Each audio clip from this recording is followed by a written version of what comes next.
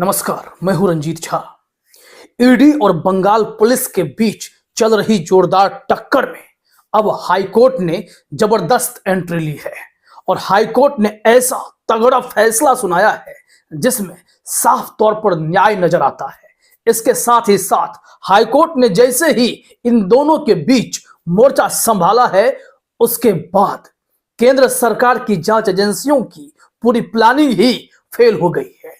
एक झटके में ईडी, सीबीआई, एनआईए की जो कवायद चल रही थी उन सब पर पानी फिरा है। हालांकि जब हम यह खबर आपको बताएंगे तो इसमें सीबीआई की एंट्री हुई है, लेकिन जिस अंदाज में हाईकोर्ट ने इसमें फैसला दिया है, सीबीआई की मनमानी पर ही ब्रेक लगा दिया गया है। अब आप सोचेंगे कि पूरा माजरा है क्या। आपको तो यह याद ही है बंगाल में कैसे ईडी की टीम पर गांव वालों की भीड़ उठाई थी हमला करने के लिए। ईडी के अफसर घायल भी हुए थे और उसके बाद बंगाल की पुलिस ने ईडी के अधिकारियों पर भी एफआईआर दर्ज किए थे और ईडी के अधिकारियों का बयान दर्ज करने के लिए बंगाल पुलिस उनके दफ्तरों पर पहुंच रही थी। यह सब कुछ हुआ था, लेकिन उसके बाद आगे का प्रोसेस क्या हुआ?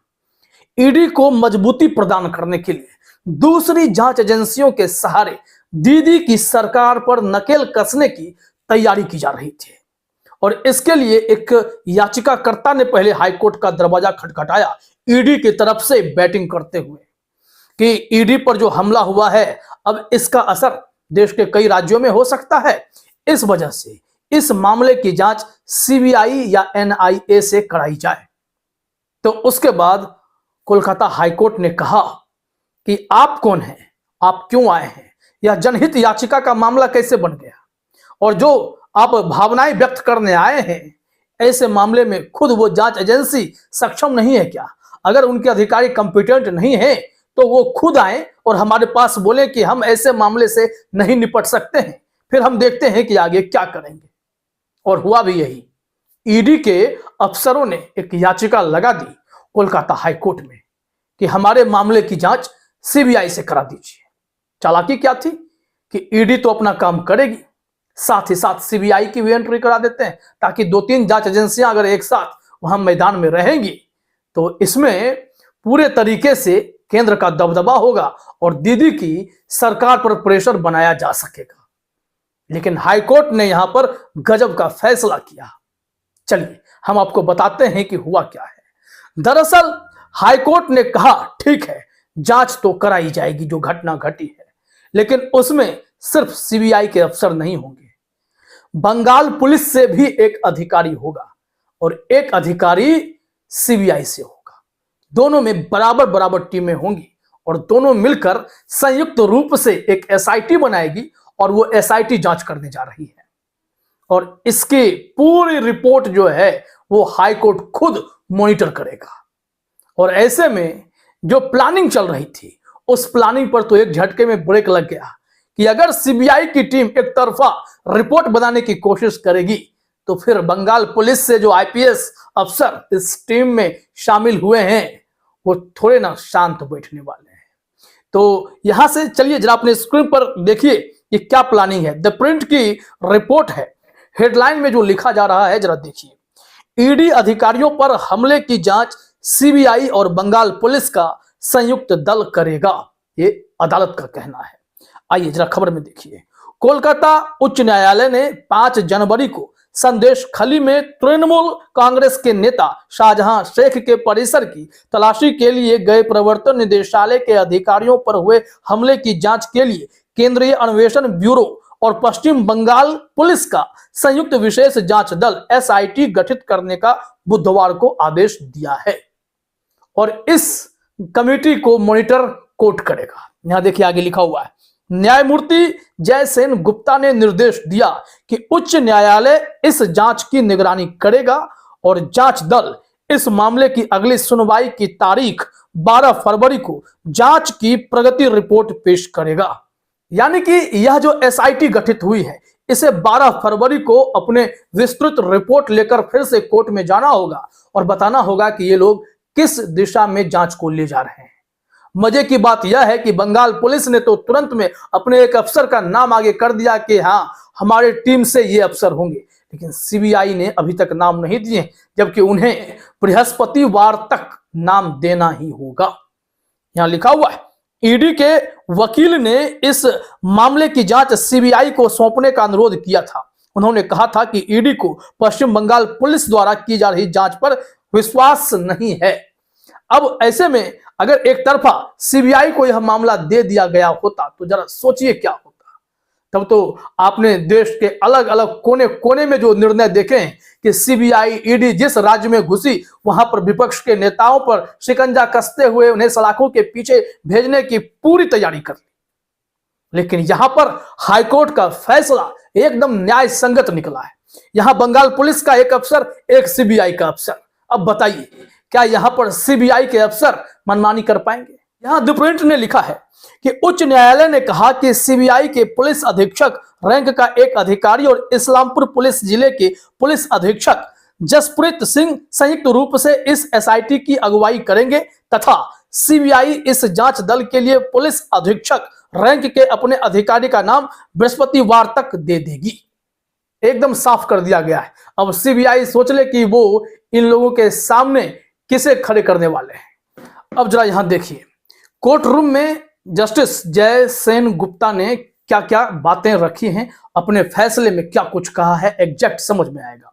यहां साफ तौर पर मैसेज दिया गया है कि न्यायमूर्ति जय सेन गुप्ता की एकल पीठ ने स्थानीय पुलिस जांच में विश्वास की कमी व्यक्त की और निर्देश दिया कि क्षेत्राधिकार नजात पुलिस स्टेशन के किसी भी अधिकारी को एसआईटी का हिस्सा नहीं बनना चाहिए। यानी कि जहां पर घटना घटी उस क्षेत्र का पुलिस अधिकारी नहीं होगा, लेकिन बंगाल पुलिस का अधिकारी होगा और वो सीनियर अफसर है। और हाईकोर्ट ने ऐसा इसलिए कहा कि कोई यह आरोप भी ना लगा सके कि बंगाल पुलिस की टीम में उसी थाने के लोगों को शामिल किया जा रहा है जिन पर ईडी ने आरोप लगा दिए कि उनके ऊपर जबरदस्ती का एफआईआर किया गया है। ऐसे में अब यहां पर निष्पक्षता साफ तौर पर दिखाई पड़ती है और सब कुछ कोर्ट मॉनिटर होगा, तब तो यह और भी अच्छी बात है। यहां देखिए, टीवी9 भारतवर्ष पर इस संबंध में थोड़े डिटेल में और भी बातें बताई गई हैं। टीवी9 ने हेडलाइन में ही लिखा है, स्पष्ट बंगाल में ईडी पर हमले को लेकर हाईकोर्ट ने जांच के लिए गठित की एसआईटी, सीबीआई अफसर भी होंगे शामिल। यह सीबीआई के लीड वाली कमेटी नहीं है, यह जो जांच दल है यह बंगाल पुलिस का स्पेशल जांच दल है जिसमें सीबीआई के अफसर भी होंगे, ऐसा कहा गया है। टीवी9 ने इस संबंध में लिखा है कि संदेश खाली कांड के नजत पुलिस स्टेशन में कुल 3 एफआईआर दर्ज की गई है। ईडी की ओर से एफआईआर दर्ज की गई है। पुलिस ने स्वतः संज्ञान लेते हुए मामला दर्ज किया था। तीसरी एफआईआर तृणमूल नेता शाहजहां शेख के संदेश खाली स्थित घर के केयरटेकर ने दर्ज कराई है। पहली 2 एफआईआर की जांच एसआईटी करेगी। अब यहां से जरा समझिए कि हाईकोर्ट ने फिर क्या निर्देश दिया है कि एफआईआर की जांच तो होगी कि एफआईआर किस बिना पर कैसे दर्ज किए गए हैं, ईडी के जो आरोप हैं उसकी भी जांच हो जाएगी। लेकिन जो मनमानेपन इसमें किए जा सकते थे उसकी गुंजाइश ही हाईकोर्ट ने खत्म कर दी है। यहां लिखा हुआ है, हाईकोर्ट ने आदेश दिया कि टीम में सीबीआई और राज्य पुलिस के एसपी रैंक के अधिकारी शामिल होंगे। राज्य ने जानकारी दी है कि उनकी ओर से एसपी जसप्रीत सिंह विशेष जांच दल में शामिल होंगे। जरा यहां देखिए, टीवी9 भारतवर्ष ने लिखा है, ईडी ने घटना के बाद दर्ज 2 एफआईआर की सीबीआई जांच की मांग की थी। कोर्ट ने दोनों मामलों में एसआईटी के गठन का आदेश दिया। वहीं हाईकोर्ट ने कहा है कि इस मामले में जो भी एसआईटी जांच करेगी वो रिपोर्ट मजिस्ट्रेट को देगी और जो अभी जांच कर रहे हैं इस मामले में उन्हें अब जितनी जांच कर चुके हैं वो पूरी रिपोर्ट जो है एसआईटी को सौंप देंगे। यह भी निर्देश दिया गया है कि कोर्ट के आदेश के बिना अंतिम रिपोर्ट दाखिल नहीं की जा सकेगी। पूरी मॉनिटरिंग हाईकोर्ट की निगरानी में होगी। यह विशेष टीम चाहे तो राज्य या केंद्रीय पुलिस की मदद ले सकती है। और इससे यहां पर यह साफ हो गया है कि हाईकोर्ट ऐसे मामले की नजाकत को बहुत अच्छे से समझ चुका है। यहां पर सीबीआई जो है वो चाहती थी कि उन्हें पूरे के पूरे जांच की जिम्मेदारी दे दी जाए, वो अकेले जांच कर लेंगे। लेकिन हाईकोर्ट को पता था कि अगर सीबीआई अकेले इस मामले में कूद पड़ती तो फिर बंगाल सरकार इस पर सवाल खड़े कर देती कि आपने सीबीआई को जांच का जिम्मा सौंप तो दिया है लेकिन फिर निष्पक्षता का सवाल यहां पर खड़ा होगा। यहाँ लिखा हुआ है सीबीआई चाहती थी उन्हें ही जांच का प्रभार दे दिया जाए। उन्होंने यह बात बुधवार को कोर्ट में कही। उनके मुताबिक कई बार देखा गया है कि जब सीबीआई जांच करती है तो राज्य पुलिस मदद नहीं करती, लेकिन इस बार हाईकोर्ट ने इसका हल निकाल लिया है। इस बार बंगाल पुलिस के एक अफसर को और एक सीबीआई के अफसरों को संयुक्त रूप से जोड़कर एक टीम गठन करके हाईकोर्ट ने बता दिया है कि केंद्रीय एजेंसी हो या राज्य की जांच टीम हो, हम उन सब के बीच सामंजस्य बिठाने का काम कर सकते हैं।